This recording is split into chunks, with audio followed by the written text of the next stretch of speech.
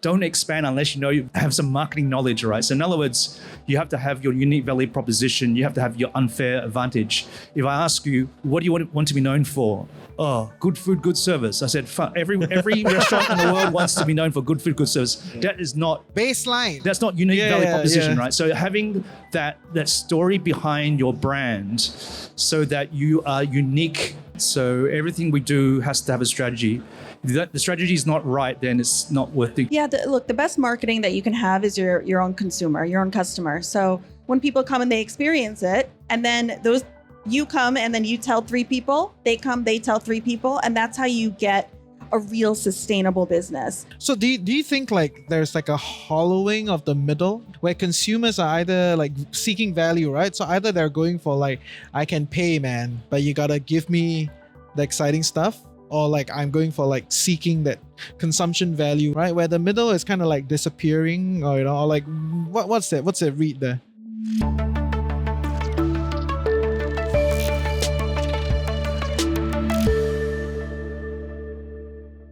Welcome back to TFC Business Show live at the Franchising Licensing Asia 2025. This is midday, so if you are still on your way to MBS, please come and check out booth AD37, and there are many other interesting franchises and licensing opportunities here today for you. So I am your host, Reggie, aka Your Chief Financial Coconut, and I'm joined with Hi everyone, my name is Amir and from the Golden Nuggets podcast. Yeah, so for our audience that don't know, like what is the Golden Nuggets podcast? For those who don't know, Golden Nuggets podcast is the #1 Malay business podcast. Because it's the only one. Yeah.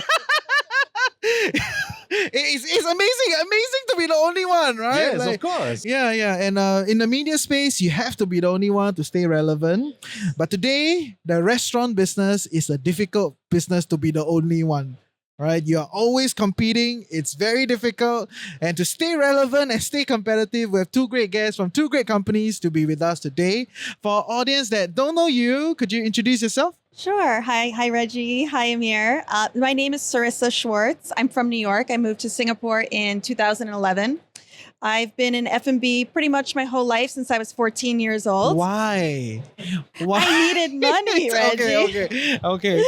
But I fell into it. I did go to university for finance and business and marketing, but I was recruited out here in 2011 to open up a place for the Marina Bay Sands.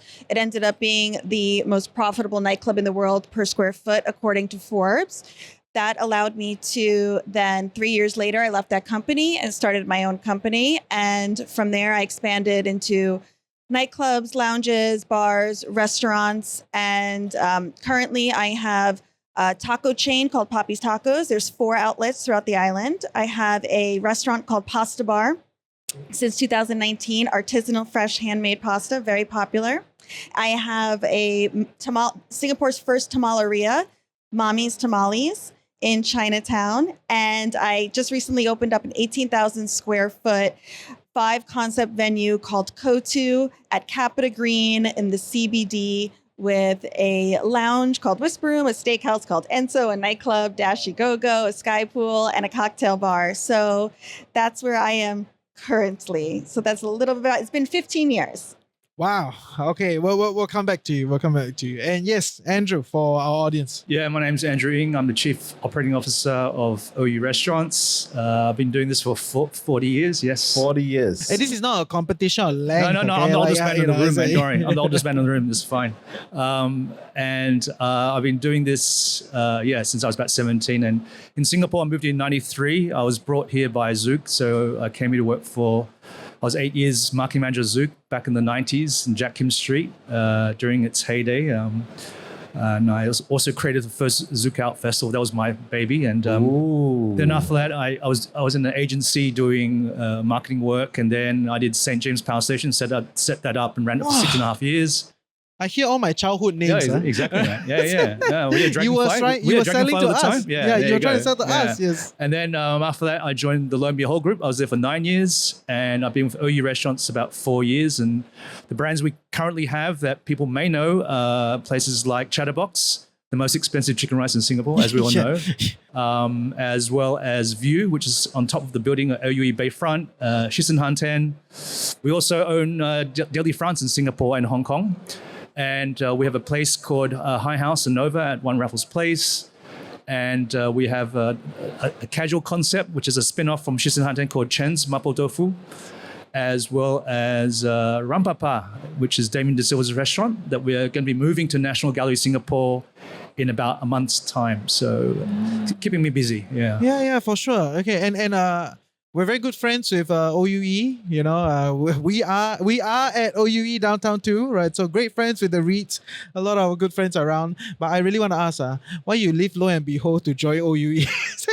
Lo and Behold sounds like all the cool concepts, interesting frontiers. Yeah, no, you know, it was OUE just a is like very business. You know? it was an opportunity that came about with OUE, and in a way, maybe my time at Lo and Behold was coming to an end in terms of 9 years there, and in a way, when I joined Lo and Behold, I remember Teng was only about in his early 30s, and when I joined OUE, Brian, my boss, he's also in his early 30s. So maybe I'm the guy that works with visionary bosses at a certain point of their life or career stage or journey, and I come in there at the right time to build the business to a certain level. Then either I outgrow them or they outgrow me, or they get sick of me and I need to move on, and they need to move me on. So either way, yeah. Okay. That's a different podcast, Yeah, right? of course. We'll go there another time, right? But I think to lay the ground, we wanted to do this episode, I think, a lot because of the context of what's happening. You see so many restaurants closing. Of course, there's the other side of the story. New concepts are opening up and all that,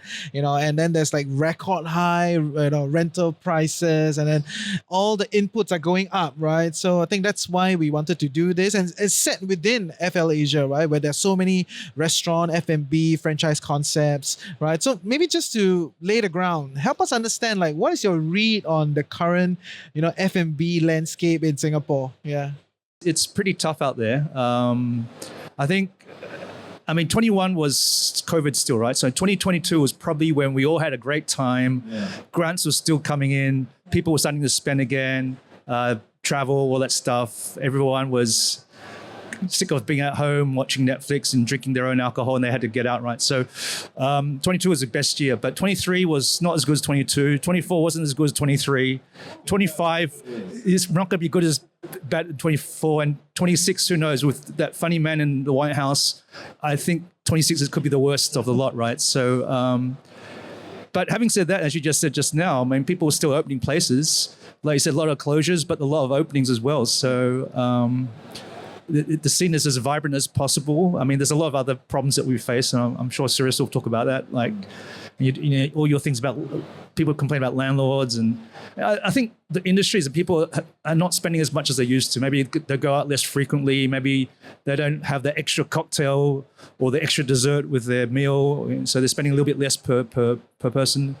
But at the same time, when you create a really amazing experience, people seem to be spending more money. So I think it's what's happening now, which I'm really happy about, is I think people are sick of cookie cutter products and concepts. And I think when you do things differently, like what Sarissa does with Kotu, she has a great concept there, 5 different concepts on one roof.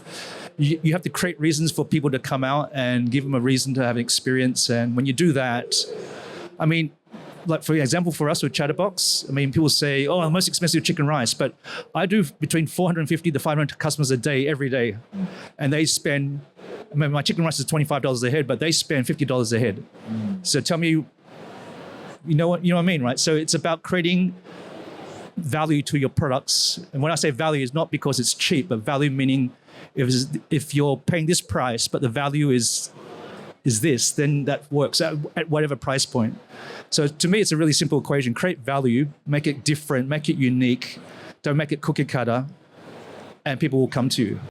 So do you think like there's like a hollowing of the middle in that sense, where consumers are either like seeking value, right? So either they're going for like, I can pay, man, but you gotta give me the exciting stuff, or like I'm going for like seeking that consumption value where, this is great, cheap and good, right? Where the middle is kind of like disappearing, or or like what's the read there? For our brands, we have middle ground. Like we have a great concept called Hanare, and our average check is about $70 a head, and we're always full. So people, that's the sweet spot. So you have the 3 tiers. So maybe at the high 3 Michelin star, that's probably valued for them at that price, maybe, but not all Michelin stars are doing well. I mean, we had a lot of closures this past year, right? So you just got to find the right point that works for you guys. And then you have things that people complain when they go to hawker center, it's $5 instead of $3, right? So for them, it's all about how you measure value, right? And it's very subjective. I mean, subjective in the sense of up to you how you want to spend your money, right? So Yeah. Is there certain like price point kind of reference, like $50, $20, like, you know? I mean, going off of what Andrew has been saying is that I think when it comes to value, it's also in relation to something that I call buyer's remorse. So I'm also a consumer. And if I think about going out, I'm going to think about what I'm going to spend and what that experience is going to mean to me. And my gauge, and when I go out and I visit my own venues and I sit there and I eat and I experience it for myself, if you're not thinking about it the next day as a customer, you probably won't go back, right? So yes, of course, there's an element of money. You know, when it comes to the Michelin restaurants, you don't want to always spend, you know, these days, you know, $1,000 for a couple if you drink wine, right? But if you do have that special occasion, anniversary or birthday, and maybe a few times a year you do choose to do that, the worst thing that can happen to you is buyer's remorse. So when it comes to a price point, what I always try to do is keep it in the vein of can I give this experience for value without having people think too much about it, second guess it too much, and not have buyer's remorse. And that's something that I learned when I first moved here in 2011. When I opened up, it was a place called Pangea, and it was very popular. And it was, again, people would come and they would spend tons of money, but the most important thing was to ensure that no one had buyer's remorse the next day. And I believe that is the biggest difference. So price, yes, there is a sweet treat culture, right? Of I'm going to go and I'm going to have a little sweet treat, and that's going to be my treat for the day or for the week. And I'm going to feel satisfied for that. And that's a lot what a lot of the younger generation is doing now. That's why you see a lot of cafes and bakeries being very popular. But if you are going to go out, spend the time, sit down, get away from your Netflix, get off your TikTok and short form content, and you do want an experience, but the price and the experience, you can't have buyer's remorse about it. And that's really what it comes down to. So based on the concepts that you're running, what is the kind of price in your head where you're trying to structure, you know, the ticket? I have a concept, it's called Poppy's Tacos. It's Singapore's, you know, only authentic taqueria. So we modeled that after a Mexican food truck, and business model wise, it is great. It's you know, low cost to build. It's fast ROI. And as far as manpower, it's very lean, and it's a fun, festive experience that delivers consistently on food. And it's a good price point, but we're able to keep that price point down because everything else is somewhat lean. And that's an expandable, scalable model. But I'm curious, like you mentioned about values, right? Different people have the different perceived value. So how do you know that what value you are bringing in is something the consumer actually wants? Maybe the better question is, what do consumers want? Well, so you need to know your audience, right? Yes. So this is the thing that a lot of restaurateurs don't always get. Know your audience. I mean, you create a product, you got to know who your audience is, and then that's how you measure whether you have value or not for that audience. Like when we did Hanare, we're in Ngee Ann City, we're in District 9 and 10. I knew my audience is going to be those people that live in District 9 and 10 who go to Ngee Ann City all the time. They can, to them, $70 a head is a cheap Japanese meal. It's not for everyone, right? But for that audience, it's affordable Japanese, and that's what we want to be for them. Would that work in the heartlands? No. So I have other concepts in the heartlands where the price average check is about $20. So you just need to know your audience and adjust it according to your audience. A lot of people open restaurants and don't know who their audience are, or the profile of the audience, or the psychographics, or the usual details. So you got to know that. So So what is an audience that is hard to crack? I mean, you've been around, you've done all sorts of concepts. what is the audience that is very difficult to crack? Which demographic? What's the price point? What is their income? Which area do they stay? Just so I get a sense, right? Like, who are the tough ones that are overserved, Well, okay, I'll give you examples. So we did, so we have this concept called Chen's Mapo Tofu, which is, we have one in Downtown Gallery, one in Star Vista. And we got a space in Paragon at the start of the year, and we decided to, and I mentioned just now, it was $20 a head, right? So when we got the space at Paragon, we wanted to do something a bit more evolved, and we expanded the menu. We did a lot more sharing plates, so we appealed to more families. Now, the average check there is $30 a head, right? Because again, it's in Paragon. So again, maybe it's a bit slightly, more affluent people.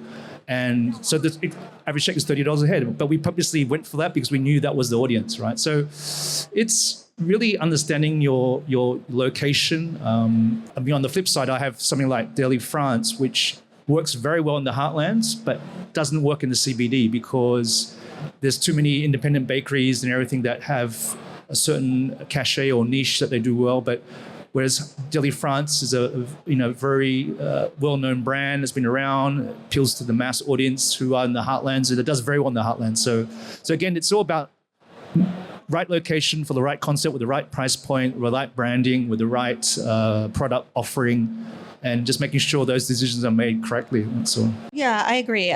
We've been offered places in a lot of these really top-tier malls. In Orchard and in the CBD, and they go after a specific concept of ours. But for example, Poppy's Tacos, yes, it's great footfall, but do I think that audience is going to order one or two margaritas? Probably not. So I have to look at my business model a little bit differently. So I think that Andrew's spot on when he says it's about location and understanding who you're serving. But at the end of the day, I also think every audience is very different. They're looking for different things. I think it's about being smart and doing that market research and understanding, for example, if I were to go into halal space, I would want a partner that has experience with that, right? So that we can kind of maneuver that together. You mentioned a lot about making sure that you know your audience. How do you then drive innovation into your business? Because a lot of people, they know that this is what my audience wants, so this is what I'm giving them. But how do you innovate then further? Well, something that I've always done when it comes to conceptualizing is not being first to market, but being best to market. So there needs to be a frame of reference where there's familiarity with the concept, and there needs to be then pushing that a little bit forward. And so that could be perceived as innovation. For example, I brought it over employees only from New York, and it was the first high volume cocktail bar really in Singapore. And I believe that the market was ready for it based off of the way that people were moving and drinking and gathering at the time. And luckily I was right, but it wasn't a completely fresh new concept. You had many amazing cocktail bars before that. So I do think it's about just understanding where people are at. If you can move it a little bit forward you don't want to be too far ahead of your time, but you also don't want to do something that has been done. for me, innovation is really understanding your brand and the storytelling behind it. Okay, so one thing, just say that with a lot of operators who don't understand marketing, right? I said, don't expand unless you know have some marketing knowledge, right? So in other words, you have to have your unique value proposition. You have to have your unfair advantage. If I ask you, what do you want to be known for? Oh, good food, good service. I said, every restaurant in the world wants to be known for good food, good service. That is not baseline. That's not unique value proposition, right? So having that story behind your brand, so that you are unique and the product is unique. So I'll give you an example. Shisin Hanen that we have at our one Michelin star restaurant at the Hilton. It's Sichuan cooking, but it's done by a Japanese chef using Japanese ingredients. And it's a third generation concept from Japan, right? So Kentaro's grandfather was born in China, moved to Japan, married a Japanese lady. He was the father of Sichuan cooking in Japan. His son, Kenichi, was one of the original Iron Chefs on TV. And Kentaro is the third generation. So we do Sichuan cooking through the lens of a Japanese chef using Japanese ingredients. So flavors are different. That is something that you can't copy easily. You cannot it's a unique value proposition. It has a point of view, and you innovate within that story that you have, and you keep trying different things, but you stand out from other Sichuan restaurants or other Japanese restaurants or other fine dining restaurants, because it's all about that competitive advantage, right? Being different. And a lot of landlords are looking for that difference, not yet another cafe or another hipster cafe or another mala store or something. You want uniqueness. That's how you stand out, and that's how you become not just relying on footfall of a mall, for example, but you're the magnet to draw business in, and you actually help the landlord by bringing in customers that wouldn't go to that mall in the first place because everything else is pretty crass, right? But it's all about being different, and that's the essence of doing business. Like, you have to be different and unique, and that's where marketing strategy and branding comes in, right? Understanding that, because a lot of these other guys will think marketing is doing one-for-one promotions. That's not marketing, mate. That's not marketing. That is tactical, whatever. Absolutely. It's about having a problem, solving that problem, making noise about that problem, then delivering on the fact that you solved that problem every single day until the end of time. You guys are veterans. Okay, I don't know. I think it's okay, Sarissa's right? not a veteran yet. Okay, you're a veteran in the space, but you're a seasoned as well, right? So we're not here to compete on length of experience, but you've done multiple successful concepts. And, it gets to a point where you become a craftsman, right? You kind of get a sensing, you know what's happening, you get a look and feel, right? And that's the part that people trying to enter the space will never be able to copy right from the start. They will need to do their grind for 10, 20 years, right? But at this point in time, you may have some framework around deciding on your next concept, right? So can I hear a little bit on that so that, new entrants, we're not trying to empower your competition, yeah, but for people that are looking at this, that's like, oh, okay, you can kind of do it this way. So how do you kind of have that framework to decide? It's really about understanding where people are at in their journeys on life, right? So right now we're all competing with Netflix, short form content, Deliveroo, all of these things that make it very comfortable to be in your home. So what problem is not being solved? That's how I look at it. What is something that's a unique value proposition that people are going to put everything down, come out, spend the time, spend the money, and then walk away feeling like they got something worthwhile. And it is, for new entrants coming in, you do really need to understand the way that Singapore operates and how everybody moves around this city. You have to go where they live. It's something that also we've done with Poppy's Tacos, is we've gone where people live. And then in the CBD with Kotu, we've gone to, where people are working. So really kind of maneuvering and location and understanding what's missing in the market and then delivering that in a consistent way. I would say strategy is important, right? So everything we do has to have a strategy. If the strategy is not right, then it's not worth it. So I'll give you an example. So a few years ago, when RWS approached us about taking up a space in their new development, which is now called Weave, and we were looking for a space for one of our restaurants, Rampapa, and they told us, it's going to be here, we're going to redo the forum. And I thought, okay, all right. Then we started thinking about not Rampapa, but, what about bringing Chatterbox there? But Chatterbox is doing very well at Hilton. We only want to do one. It's 450, 500 customers a day. It's fine. Let's not do more. But we realized there was a strategic place for us to be at Resorts World, because our job at Resorts World is to keep all of the hotel guests on Sentosa from leaving the island. And for us, you don't need to go to Hilton. You can have your chicken rice on the island and keep spending at Resorts World, go to the Oceanarium, go to Universal Studios, do all the things. So Resorts World saw how compelling our strategy was, because you don't have to lose your hotel guests going to Hilton to have chicken rice. We'll be there for you.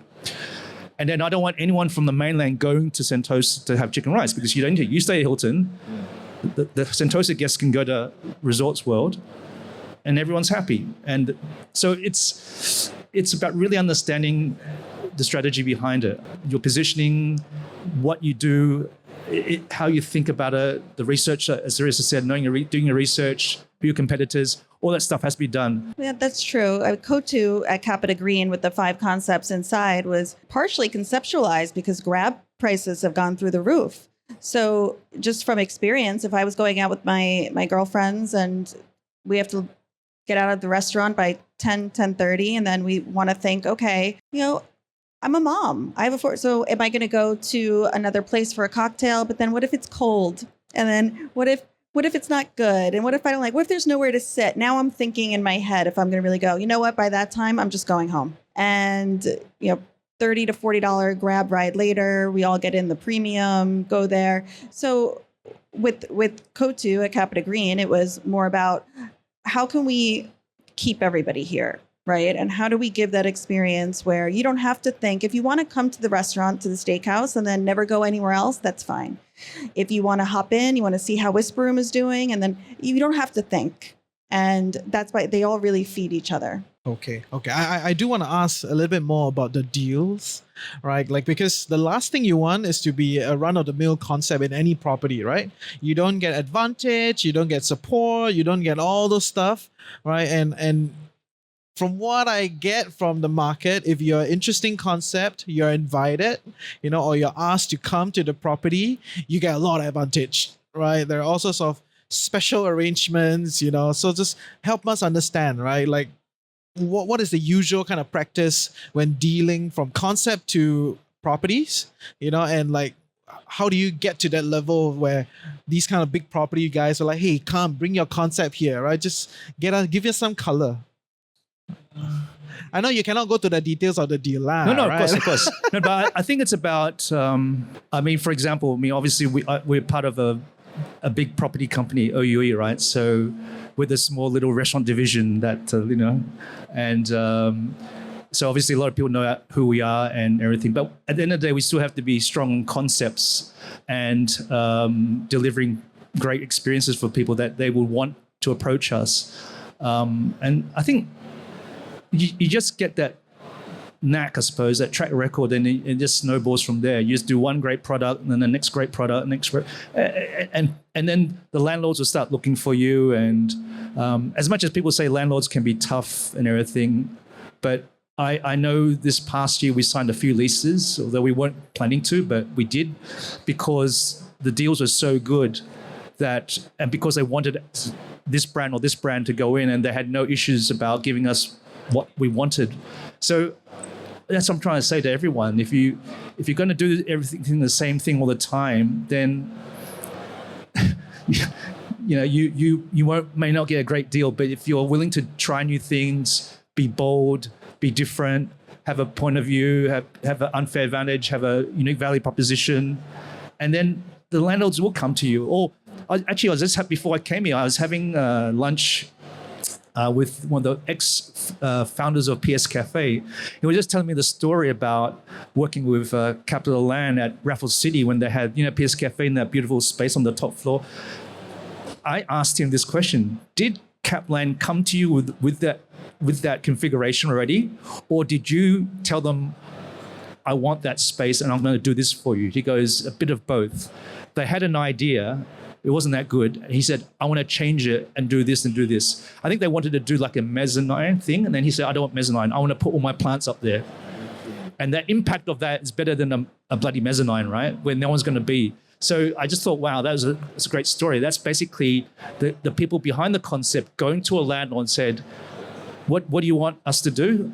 Okay, you want us to fill this space? Okay, we will bring people up to this floor, but you let us design the infrastructure that will allow us to do what we do specially, and then people will come.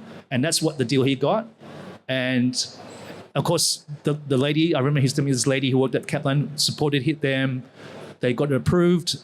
And I think everyone's been to that PS Cafe and how beautiful it is, right? So imagine if it was done by the landlord with another tenant. It wasn't that visionary or that design savvy like PS Cafe. Who knows what it would be? It could be another dead zone again. Or what's the word? A white ghost, whatever you call it. Anyway, white elephant. Sorry, yeah. But it's not. It's a great space now because they work together, collaborate together with the landlord, and bring the strengths of the landlord and the tenant together and create something that everyone talks about to this day. And that's what you want, right? Landlords that are open-minded to work with people who create concepts and create something that's very special.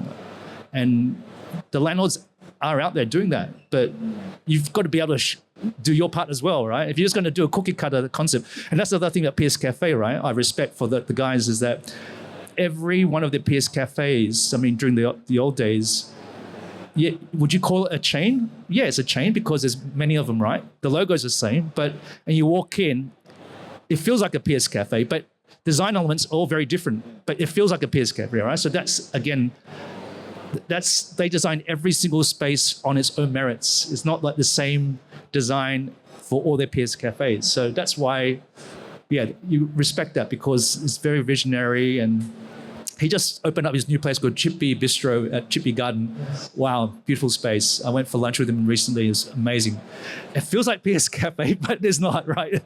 So yeah. Okay, so creative, innovative, and also problem solving. These are some of the traits that I would say is needed for business owners who want to actually thrive, right? But what is one quality and one additional quality that they need to have to be able to thrive in the future? Moving forward. Yeah, future-proofing yourself. You have to have a huge sense of urgency. It's something that I find is that everything needs to happen yesterday. You're making it so hard. You don't have the luxury. You don't have the luxury.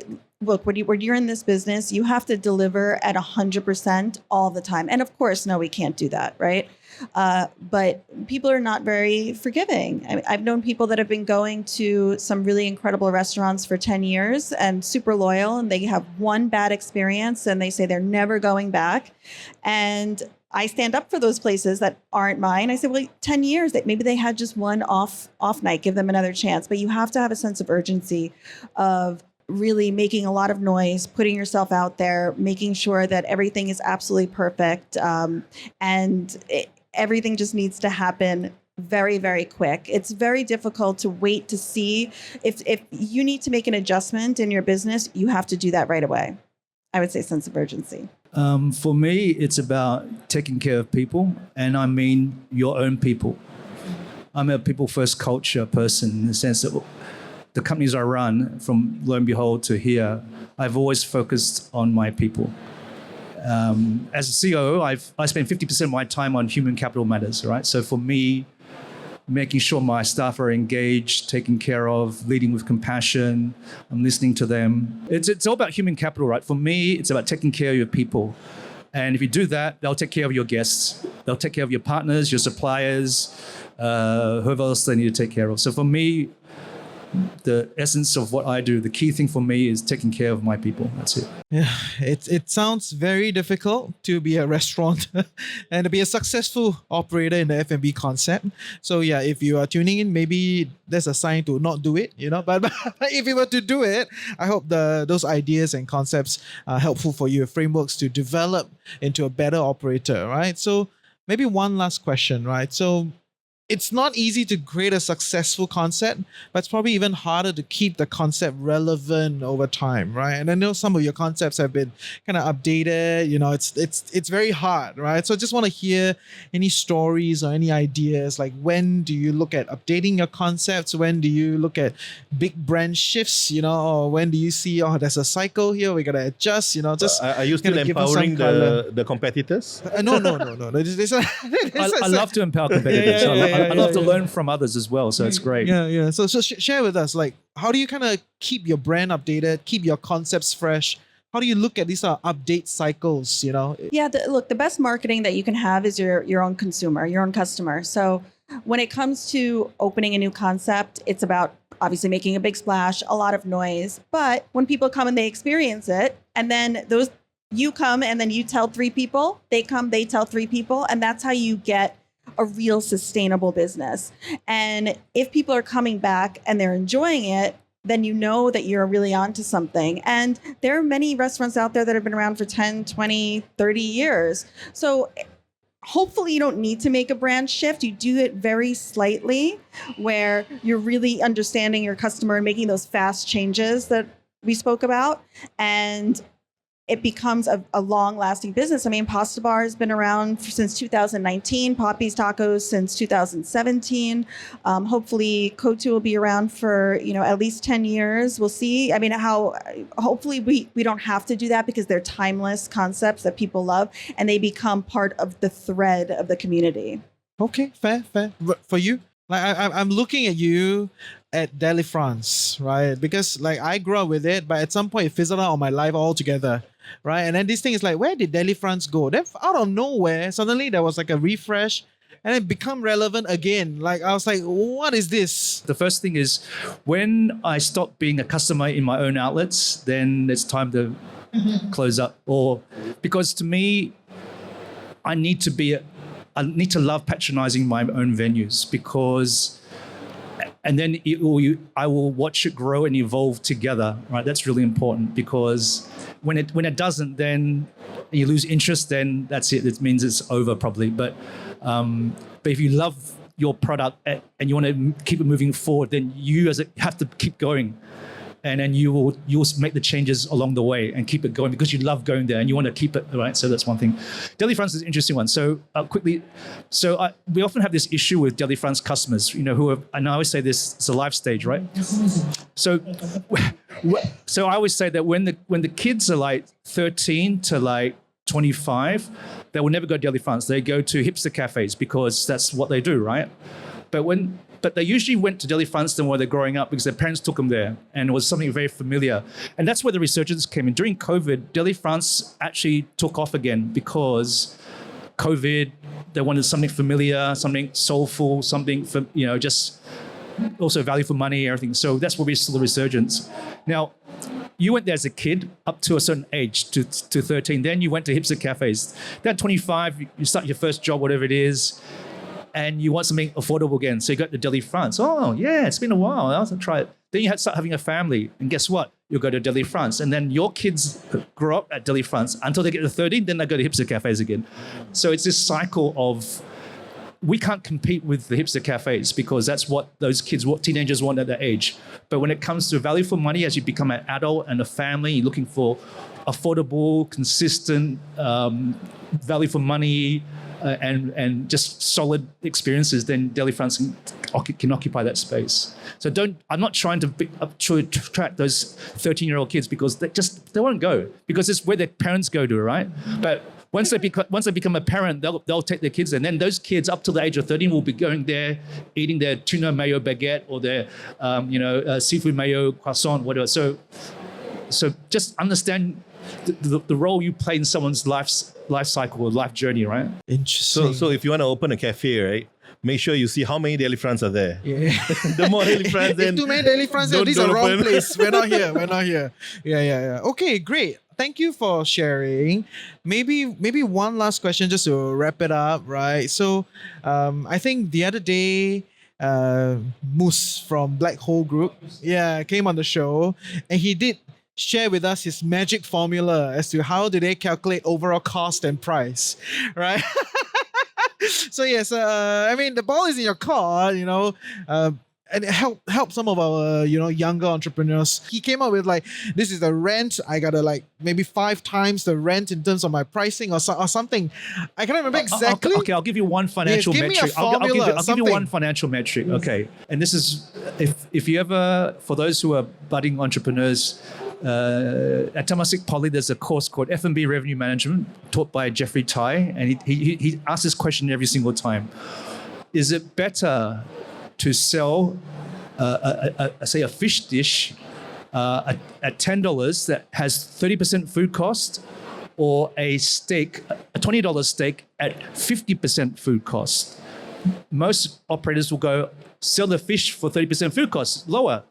No. Because when you do the fish at 30% food costs, you only make $7 because it's a $10 price point, $7. You sell a $20 steak, 50% food costs, you make $10. That's menu engineering. So a lot of people in F&B don't know because they look at the cost of goods sold, that percentage on an individual item. It's not the individual item you're looking at the totality of that. Individual items, like if we followed that formula, bottles of wine will be a normal $100 bottle of wine will probably be $400 because you want that extra margin. It's not true.